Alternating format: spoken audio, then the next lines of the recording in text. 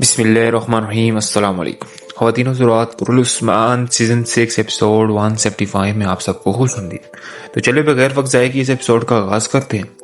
اس episode کے آغاز میں ہمیں فاطمہ خاتون اور بالا خاتون ساتھ میں نظر آتے ہیں، جہاں پہ جو حلیمہ ہوتی ہے وہ پیچھے سے کچھ برتنوں میں پانی لے کر آ رہی ہوتی ہے، اور وہیں پر ہمیں عثمان بے، علاء الدین بے اور اورحان بے نظر آتے ہیں جو آپس میں مقابلہ کر رہے ہوتے ہیں، جہاں پہ عثمان بے کہتا ہے کہ تم لوگ مجھے نہیں ہرا سکتے، اور ان سے سوال کرتا ہے بتاؤ قلعے پہ کیسے حملہ کرو کہ بتاؤ ذرا کیسے۔ عثمان بے کا یہ کہنا تھا تو علاء الدین کہتے ہیں میں بائیں طرف سے ان پر حملہ کروں گا، اور وہ عثمان بے پر حملہ کر دیتا ہے، لیکن عثمان بے اسے روک کر پیچھے کر دیتے ہیں۔ اسی طرح دائیں جانب سے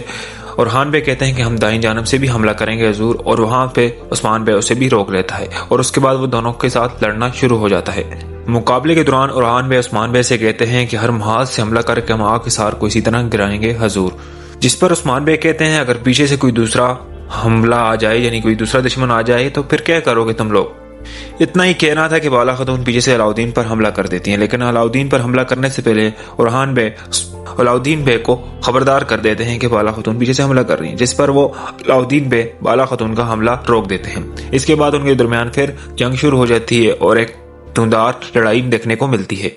اس کے بعد اورحان بے عثمان بے سے کہتے ہیں کہ ہمارا پیچھے جو کوئی بھی حملہ کرے گا اس سے پہلے ہمارا جاسوس ہمیں بتا دے گا کہ حملہ ہونے والا ہے۔ اس کے بعد اورحان بے اور علاء الدین بے دونوں مل کر عثمان بے پر دھواندار حملہ کرنا شروع کر دیتے ہیں، جس پہ ظاہر ہوتا ہے کہ عثمان بے پیچھے ہٹ رہے ہیں،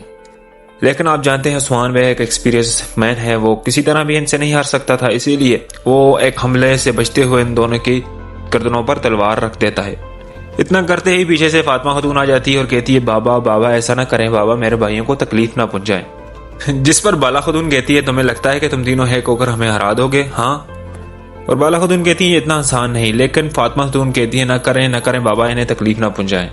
اس کے بعد عثمان بے، اورحان بے اور علاء الدین کو چھوڑ دیتے ہیں اور فاطمہ خاتون سے کہتے ہیں کہ تم میری کمزوری کو اچھی طرح جانتی ہو اور میرے سامنے بہانے کر رہی ہو، شاباش بیٹا۔ اس کے بعد عثمان بے اپنی فاطمہ خاتون کو گلے سے لگا دیتے ہیں اور ایک خوشی کا منظر ہم کو دیکھنے کو ملتا ہے، لیکن دوسری طرف جو حلیمہ نظر آتی ہے وہ ہمیں بہت دکھی نظر آتی ہے، کیونکہ جو اس کا پاس تھا وہ ان سے ہی مل رہا تھا، اس لیے اسے نہیں پتا تھا کہ یہ اس کے دشمن نہیں بلکہ اس کے اپنے ہی ہیں۔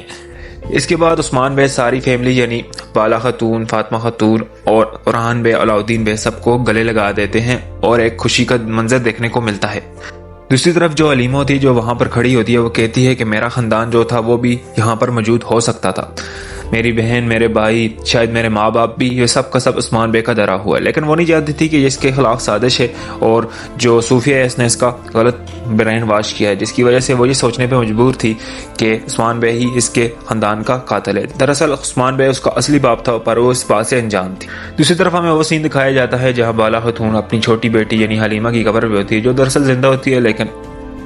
بالا خاتون کے مطابق وہ مر چکی ہوتی ہے، اور وہیں پر پیچھے ہمیں حلیمہ نظر آتی ہے جو خنجر لیے کھڑی ہوتی ہے، لیکن وہ بالا خاتون کو مارنے کا ارادہ چھوڑ دیتی ہے۔ اس کے بعد فاطمہ خاتون اور حلیمہ خاتون وہاں پہ نظر آتے ہیں، اور حلیمہ خاتون جو ہوتی ہے وہ بالا خاتون کی طرف دیکھتی ہے، جیسے ہی وہ بالا خاتون کی طرف دیکھتی ہے تو بالا خاتون وہاں سے اٹھ جاتی ہے اور پوچھتی ہے کہ تم یہاں کیا کر رہی ہو۔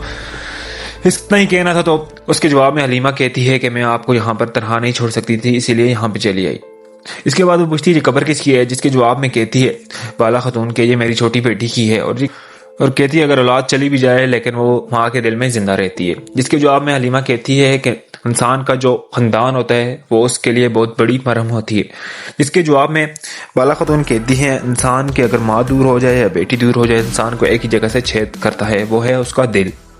خواتین و حضرات، یہ تھی آج کی ایپیسوڈ کا ایک چھوٹا سا پارٹ 1، تو امید ہے آپ کو یہ پارٹ پسند آیا ہوگا، ہو سکے تو اس چینل کو سبسکرائب کریں۔ شکریہ، خدا حافظ۔